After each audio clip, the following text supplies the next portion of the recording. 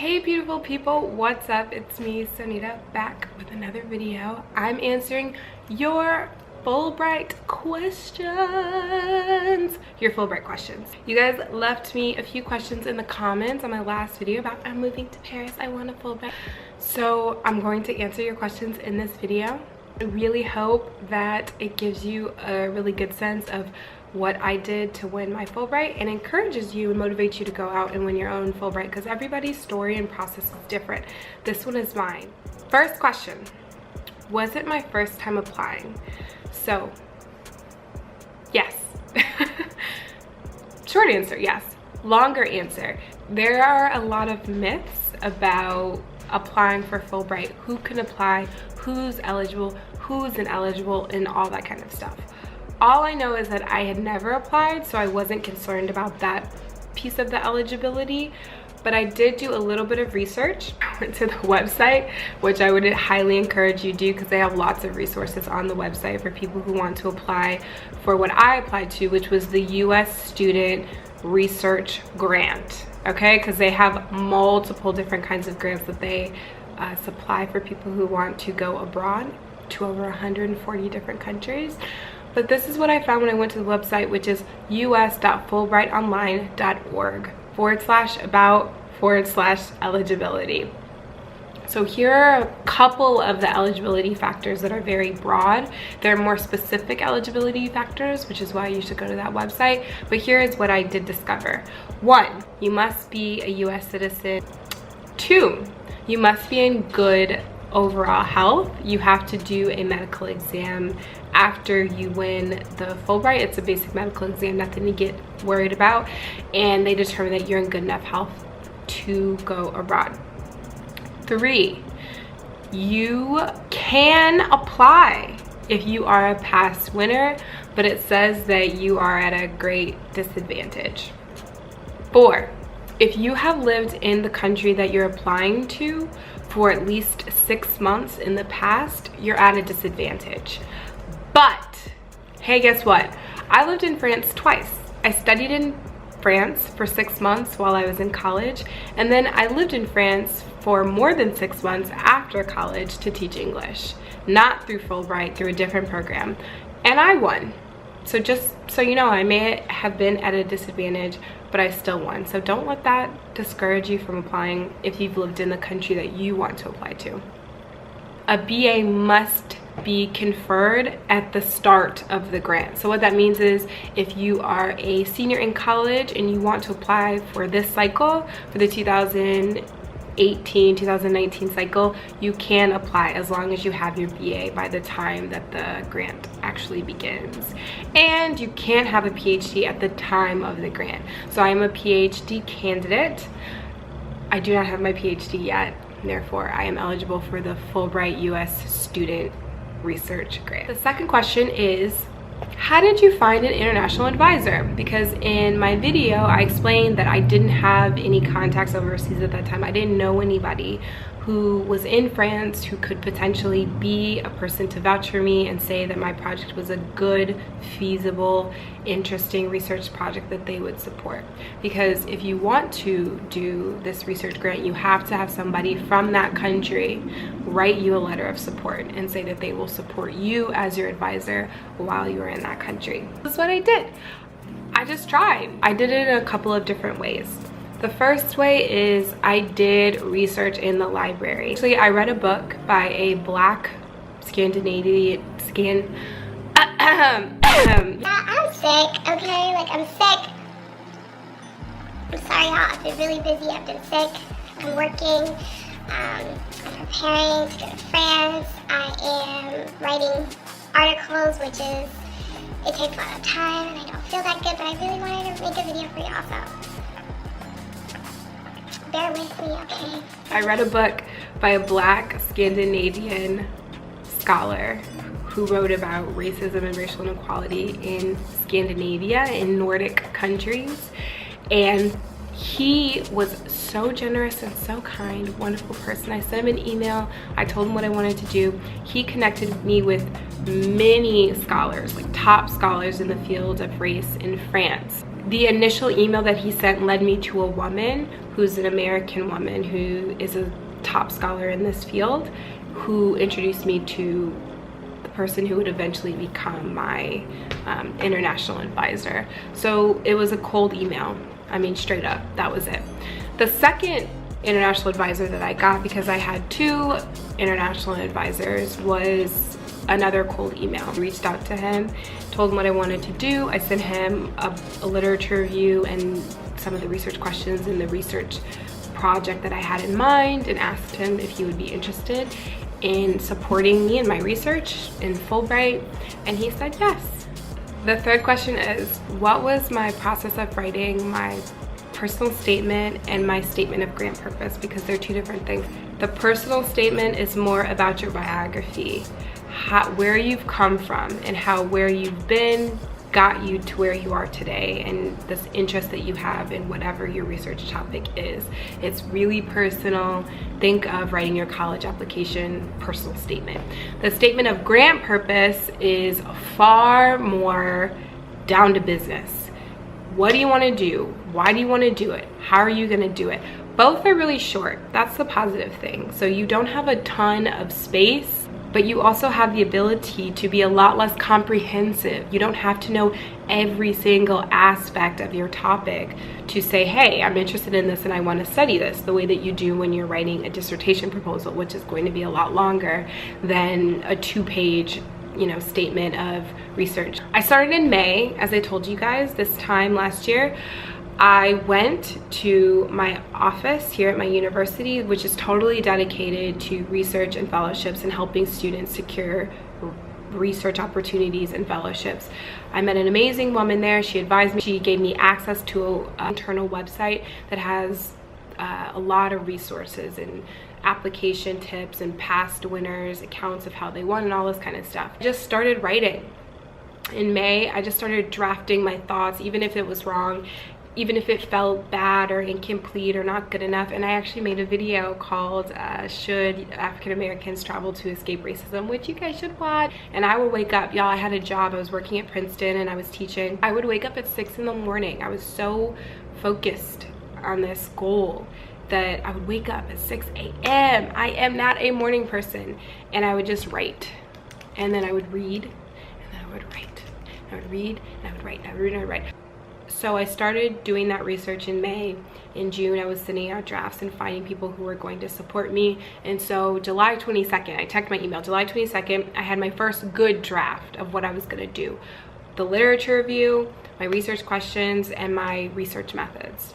It was like a decent draft. I had that done by July 22nd. And then about a week later, I got some feedback and comments, and I just kept changing it, kept changing it, kept changing it. I had 6 weeks until the internal deadline. And the internal deadline is something that some schools do, maybe not all schools, but at my school, University of Pennsylvania, if you can submit your complete application by about mid-August, they will give you a professor at your university who will dedicate their time to helping you make your application stronger. And so the goal is just to get to that deadline. 3 letters of recommendation, and then both of your statements, and then just the application itself. Get all of that stuff in, and your language evaluation. Sorry, y'all. Get all of that in, and then you have a person dedicated to helping you make your application stronger. So that was my goal. So I just kept working on it. Every single day I would do a little bit, and I ended up with 16 drafts before I had my final draft.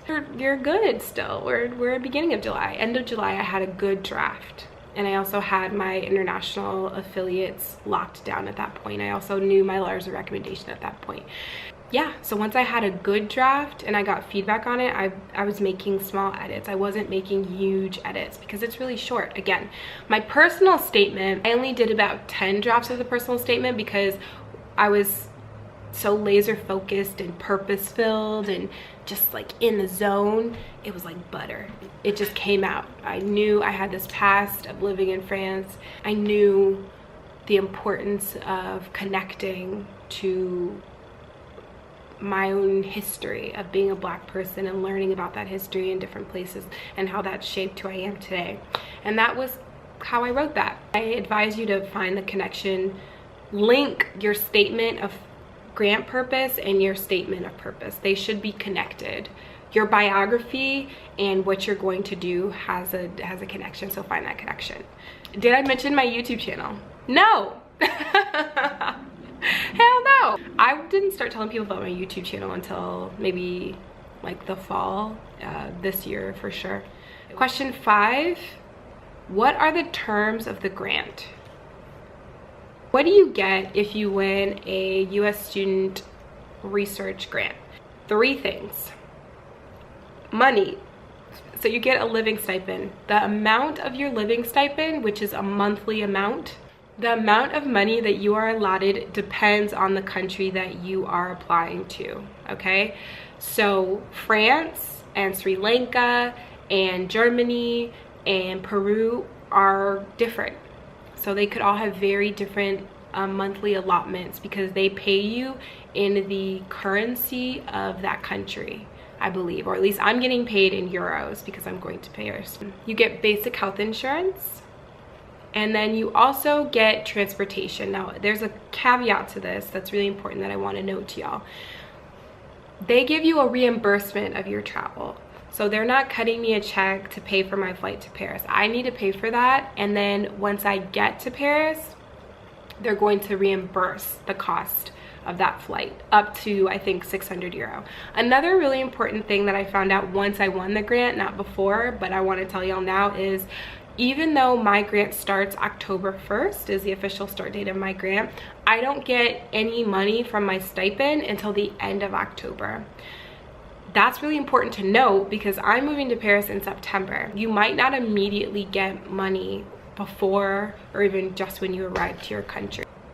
Are there any other requirements for getting the Fulbright? Yes, obviously I'm going there to conduct my dissertation research, so there's the university expectation that I'm going to be conducting my research and not just eating baguettes and chilling in cafes and listening to music and stuff like that. But in terms of the Fulbright, I'm required to do 2 reports, a mid-year report and an end of the year report. I don't know the exact details of the length and the questions that they ask in these reports. I assume that they're short, something like that. I'll figure it out once I get there, but yes, I have to do 2 reports. Question 6, what is my research about? Broadly, my research is about the contemporary experience of Black American expats who are living in Paris. I'm really interested in learning about what is it like to live in this space that not only is considered very mystical because it's Paris, right? It isn't you know, Budapest, which is an amazing city and that I love. So I'm not hating on Budapest. If you're in Hungary, holla, shout out to you. I love Budapest. It's a beautiful place, a home to one of the 7 wonders of the world. It is mystical and romantic, a tourist destination, right? One of the most common and famous tourist destinations in the world. Paris also has a rising reputation for inequality against Black people and people of color and other immigrants as well. And so you have that happening, right, contemporaneously, but then also in the United States you have a lot of racial justice movements happening and a lot of racial inequality. What is it like to be a foreigner in a space that historically embraced African Americans? What do you make of everything that's happening in the United States right now around police violence and racial justice movements and just general dis-ease, right, in the United States because of the political climate that we're in? What is it like to be a spectator to that and someone who's not living there? And how does France facilitate and foster a space that feels healing or feels accepting, even in the face of a lot of scholarship and research that tells us that France is by no means a racial panacea and has its own racial issues? Broad tips: hit the ground running. Doesn't matter if you don't know what you're gonna do, just start. Doesn't matter, just start, take steps, do it. If there's a country that you have an interest in, look into that country, go to that country's page on the Fulbright, find their grantees, find out what their projects are, reach out to them. Read books, write, of course, something motivational. Envision yourself winning and believe in yourself. It doesn't matter if you aren't the top of your class or if you aren't published or if you don't want to get a PhD, you can still win. There are lots of undergraduates at my university who got Fulbright grants for research. And then also remember, if you don't want to do research, you can apply for the English teaching assistantship. You can apply to get a master's degree or go to school in a country, over 140 countries around the world. There's a world of possibilities out there. sure that you could hear all that going on in here in this area. I hope this is very helpful to you, and I don't know what else I can say besides work really hard for it. I'll talk to you guys later. Bye. Peace. Queen Sugar is life, life. Queen Sugar is life. What's up, y'all? This video is also not sponsored. This is my opinion. The Department of State has nothing to do with this video.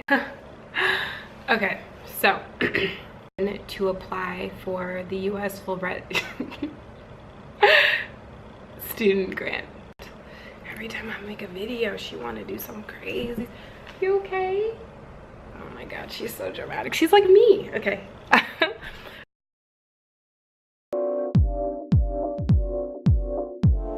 To love.